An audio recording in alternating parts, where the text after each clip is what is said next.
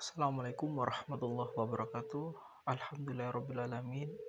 Kita masih diberi kesehatan oleh Allah dan dalam perlindungannya. Oke, kita lanjutkan sekarang pertemuan yang keenam, mata kuliah evaluasi pembelajaran bahasa Arab, tema pendekatan integratif dan diskrit.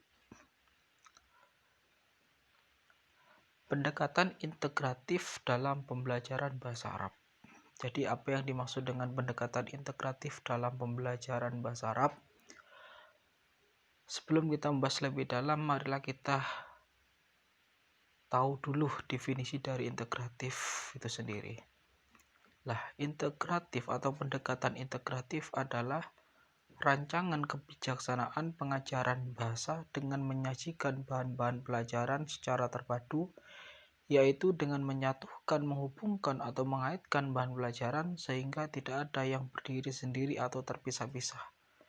Maksudnya bagaimana ini? Ya, jadi ketika kita ngomong pendekatan integratif, maka di situ melibatkan tentang rancangan. Jadi rancangan kebijaksanaan pengajaran bahasa di sini khususnya bahasa Arab yang mana untuk menyajikan bahan-bahan pelajaran secara terpadu. Ya, jadi terpadu yaitu contohnya dengan cara menyatukan, menghubungkan atau mengaitkan bahan pelajaran sehingga tidak ada yang terpisah-pisah sendiri atau berdiri sendiri-sendiri. Ya, jadi menyatukan yang dimaksud di sini yaitu menterkaitkan ya pelajaran satu dengan pelajaran yang lain, saling menghubungkan pelajaran yang ada, tidak memisah-misahkan. Lah, secara khusus pendekatan integratif itu sendiri mencakup 4 keterampilan bahasa Arab. Ya. Jadi kita ketahui bahwasanya memang keterampilan dalam bahasa Arab itu ada 4. Ya, sedangkan untuk pendekatan integratif itu sendiri mencakup 4 maharot tersebut. Yang pertama tentang istima, yang kedua kalam, yang ketiga qiraah, dan yang keempat kitabah. Apa itu istima? Istima adalah pendekatan dari segi pendengaran. Ya, jadi setiap pembelajaran bahasa Arab itu pasti ada yang namanya maharo istima. Lah, maharo istima itu apa? Yaitu maharo istima itu kita mendengarkan dari beberapa kata bahasa Arab dengan cara mendengarkan bisa lewat lisan maupun lewat media. Yang kedua yaitu pendekatan secara kalam.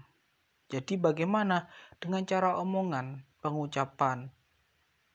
Yang ketiga dengan cara qiraah. Lah, qiraah ini dengan cara disuruh untuk membaca yang kaitannya dengan bahasa Arab. Dan yang keempat itu adalah kitabah. Kitabah ini adalah dengan cara menulis.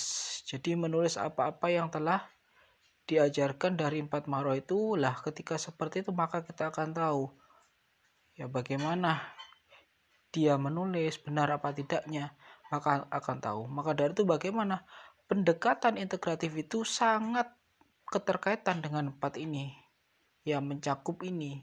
Jadi ketika semuanya bisa terpenuhi, berjalan dengan lancar, maka bagaimana pendekatan itu akan mampu menghasilkan suatu pembelajaran bahasa Arab yang sesuai dengan keinginan atau dengan tujuan dari apa yang telah disampaikan atau yang akan disampaikan.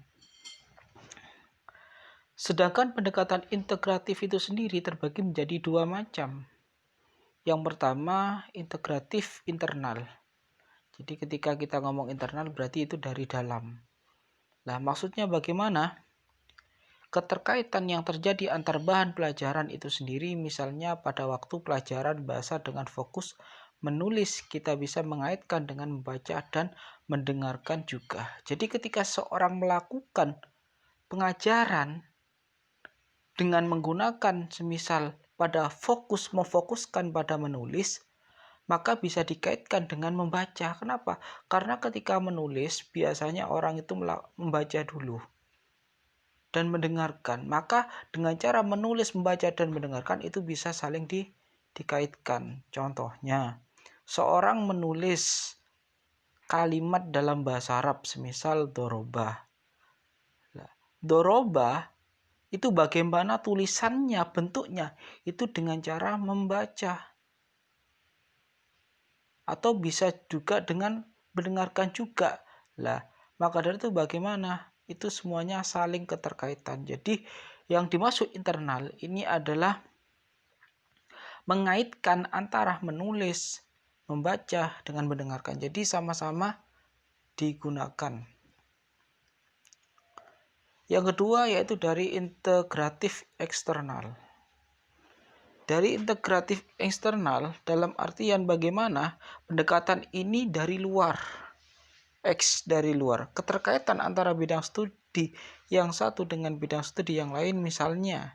Jadi kaitan bidang studi ini dengan yang itu apa? Misalnya bidang studi bahasa dengan sains, dengan tema lingkungan, maka kita bisa meminta siswa murid membuat karangan atau puisi tentang banjir untuk pelajaran bahasanya. Untuk pelajaran sainsnya kita bisa menghubungkan dengan reboisasi atau bisa juga pencemaran sungai.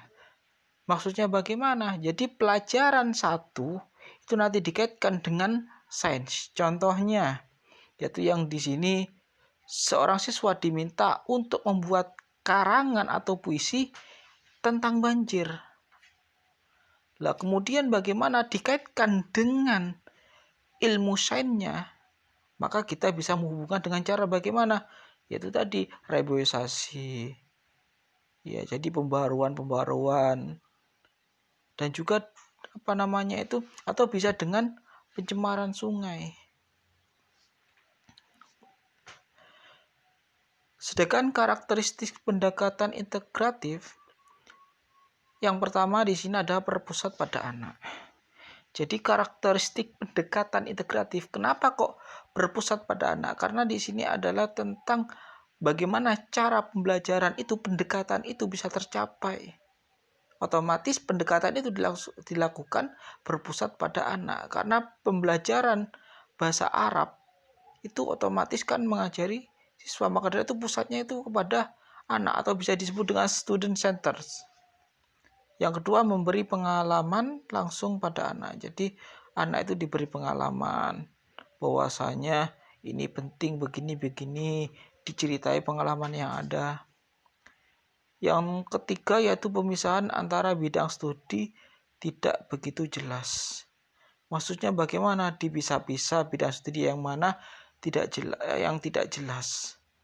Ya, maka dari itu dengan cara pemisahan bidang studi itu maka akan menjadi jelas. Yang keempat, menyajikan konsep dari berbagai bidang studi dalam suatu proses pembelajaran. Jadi menyajikan konsep dari berbagai bidang studi dalam suatu proses pembelajaran. Yang kelima, bersifat luas. Luas itu dalam artian itu enak dipahami, menyeluruh, tidak kaku, itu namanya luas. Yang keenam, hasil pembelajaran dapat berkembang sesuai dengan minat dan kebutuhan anak. Jadi hasil dari pembelajaran yang ingin dicapai itu dapat berkembang, ya, dapat meningkat sesuai dengan minat dan kebutuhan anak. Karena setiap anak itu memiliki kebutuhan yang berbeda-beda. Ya, ada yang si A minatnya apa dalam hal dia itu suka dalam ilmu alat. Ada juga yang suka dari segi penulisan. Ada yang suka di kaligrafi, ngomong dan sebagainya. Ini adalah apa? Yaitu pembelajaran hasilnya itu harus sesuai dengan minat dan kebutuhan anak. Yang ketujuh, holistik, artinya suatu peristiwa yang menjadi pusat perhatian dalam pembelajaran terpadu, diamati dan dikaji dari beberapa mata pelajaran sekaligus, tidak dari sudut pandang yang berkotak-kotak. Yang delapan, bermakna, artinya pengkajian suatu fenomena dari berbagai macam aspek memungkinkan terbentuknya suatu macam jalinan sket mata yang dimiliki siswa. Yang sembilan, otentik, artinya informasi dan pengetahuan yang diperoleh sifatnya menjadi otentik. Yang nomor 10, aktif, artinya siswa perlu terlibat langsung dalam proses pembelajaran mulai dari perencanaan, pelaksanaan hingga proses evaluasi. Lah, ketika kita sudah tahu apa yang dimaksud dengan pendekatan integratif, terus macam-macamnya ada berapa. Nah, kita sekarang membahas tentang kelebihan dan kelemahan dari pendekatan tersebut. Yang pertama, apa sih kelebihan dari pendekatan integratif? Yang pertama yaitu pengalaman dan kegiatan belajar anak akan selalu relevan dengan tingkat perkembangan anak. Jadi kelebihan yang pertama yaitu adalah pengalaman dari kegiatan belajar anak itu akan selalu relevan. Maksudnya bagaimana? Relevan itu sesuai dengan tingkat perkembangan anak. Kenapa?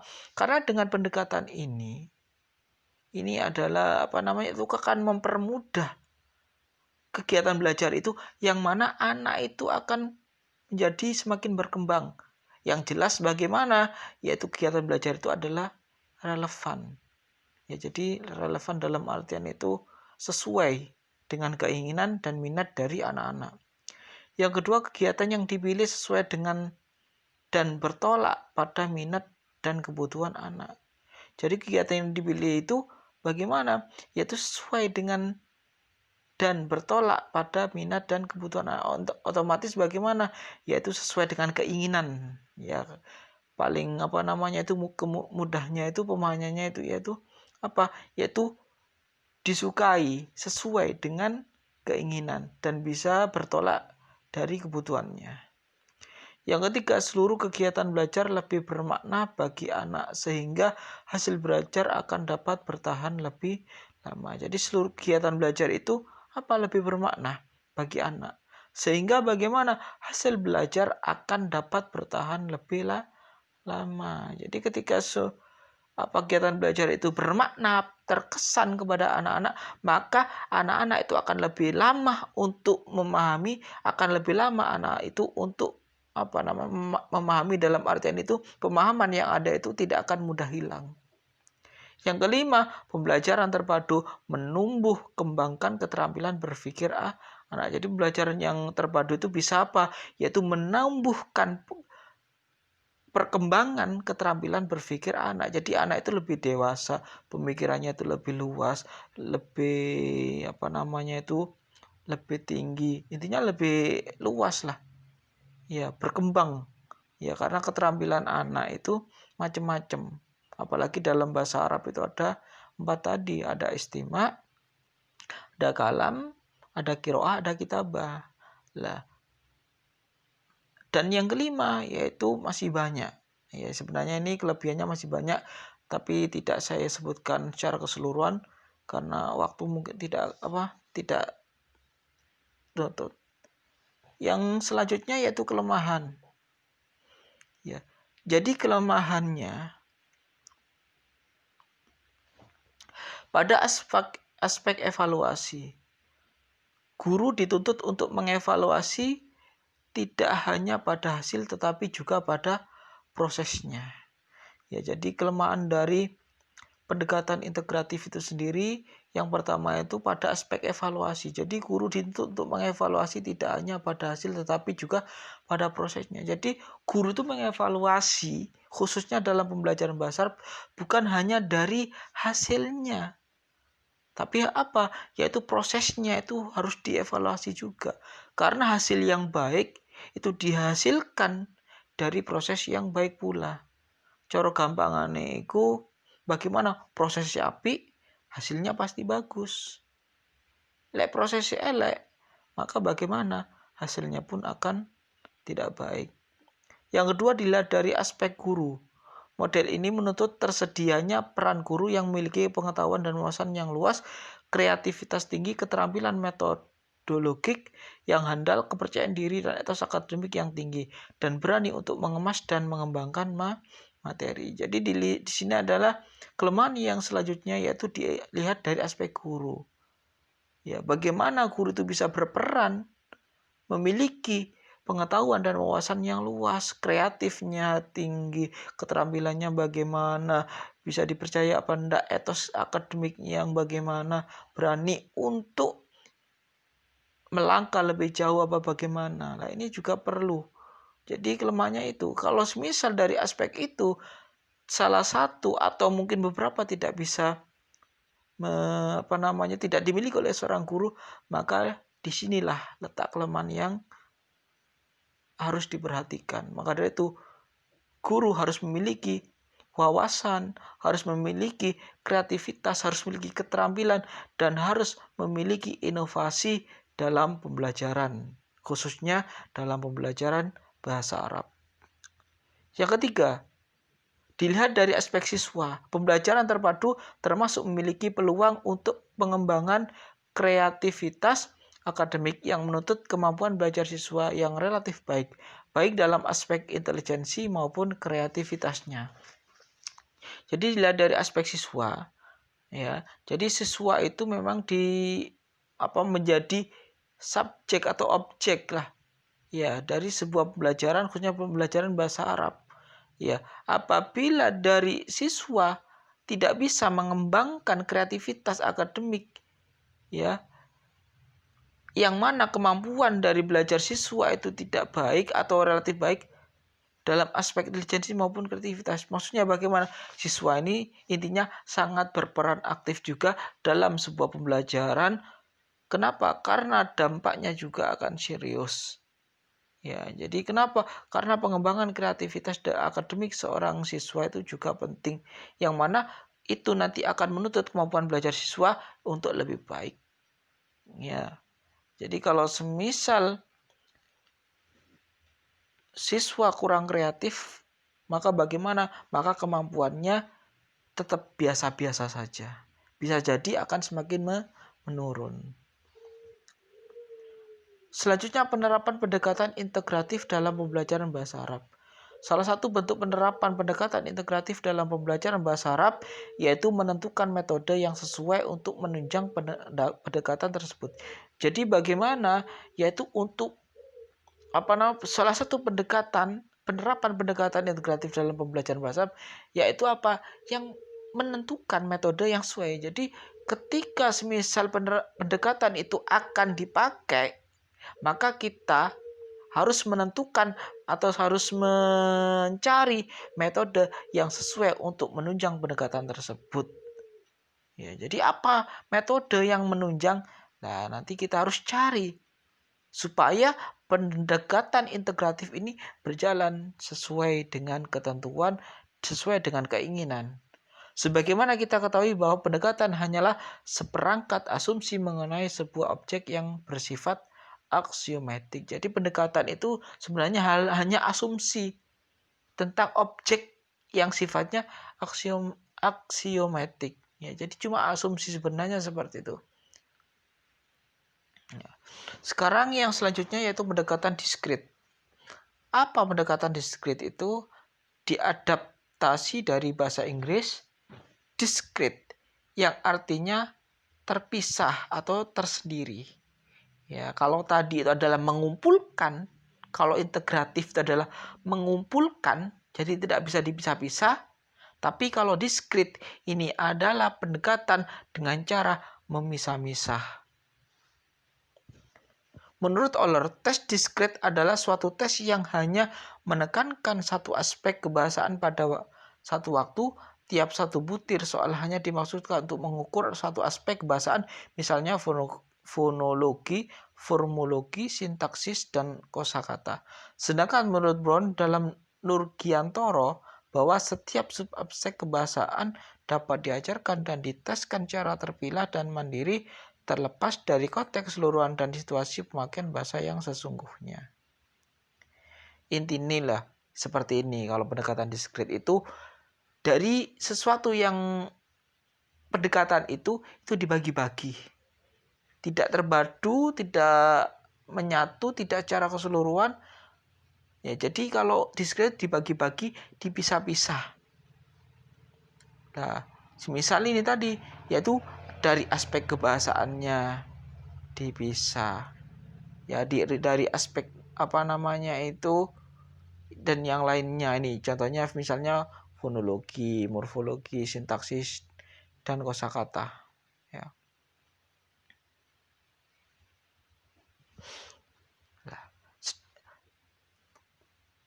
Berdasarkan penjelasan di atas dapat disimpulkan ya. Jadi ketika kita sekilas menjelaskan atau kita mengetahui diskrit itu bagaimana sekilas saja, maka bisa diambil kesimpulan bahwasanya yang dimaksud dengan pendekatan diskrit itu bahwa tes dalam pendekatan diskrit adalah alat evaluasi yang disusun secara terpisah dan tersendiri.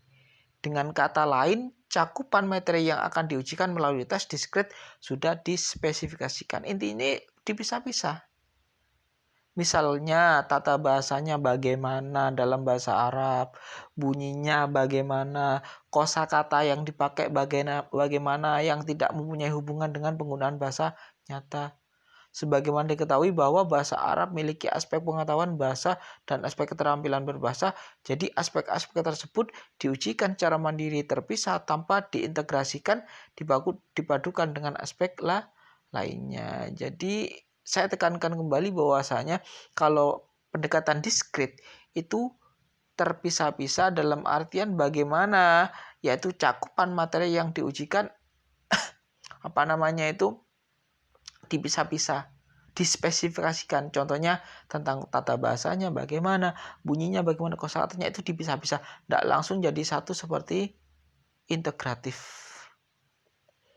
Ya, jadi seperti itu. Ya, mungkin hanya itu yang bisa saya jelaskan. Ya, mudah-mudahan sedikit banyak bisa dipahami. Ya, karena memang keterbatasan waktu maksimal 18 menit. Ya, maka dari itu kurang lebihnya saya mohon maaf. Saya akhiri. Assalamualaikum warahmatullahi wabarakatuh.